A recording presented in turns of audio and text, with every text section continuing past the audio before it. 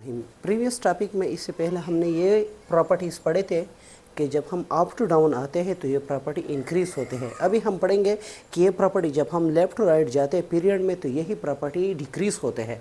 तो सबसे पहले हमारे पास एटॉमिक साइज़ या एटॉमिक रेडियस, जब हम लेफ़्ट टू राइट जाते हैं किसी पीरियड में तो ये डिक्रीज़ होते हैं। अप टू डाउन इंक्रीज़ जबकि लेफ़्ट टू राइट डिक्रीज़।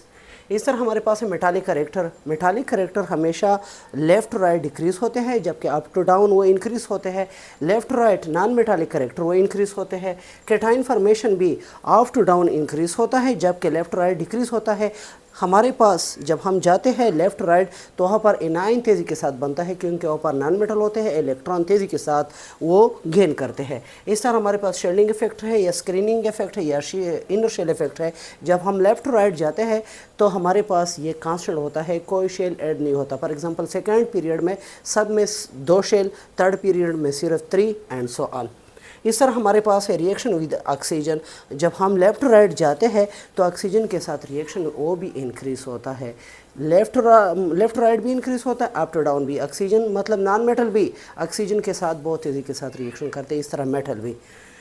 जब हम ये चेक करते हैं लेफ़्ट राइट तो यहाँ पर अक्सर तौर पर ऑक्सीडाइजिंग एजेंट होते हैं, मतलब इनमें इलेक्ट्रॉन गेन करने की एबिलिटी होती है।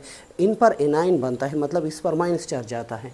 इस तरह डेंसिटी लेफ़्ट राइट हमारे पास डेंसिटी इंक्रीज़ हो सकती है अगर इसमें इलेक्ट्रॉन प्रोटॉन न्यूट्रॉन की बात हम कर ले, एटॉमिक नंबर मास नंबर की तो बढ़ते हैं, तो इसकी वजह से भी डेंसिटी बढ़ती है।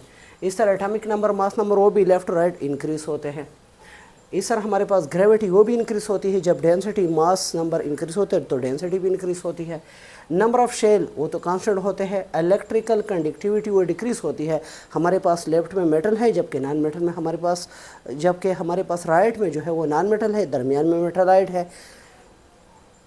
इस तरह ऑक्सीडेशन प्रोसेस जो है हमारे पास वो लेफ़्ट पर होता है जबकि रिडक्शन प्रोसेस जो है वो हमारे पास राइट पर होता है।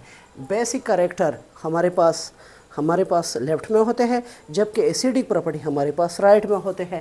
इस तरह यानी करेक्टर जो है हमारे पास वो लेफ़्ट में होते हैं जबकि कोवलेंट फॉर्मेशन यानी कोवलेंट बॉन्ड जो कि नॉन मेटल के दरमियान होता है वो अक्सर तौर पर राइट एलिमेंट में होते हैं, मतलब नॉन मेटल में होता है।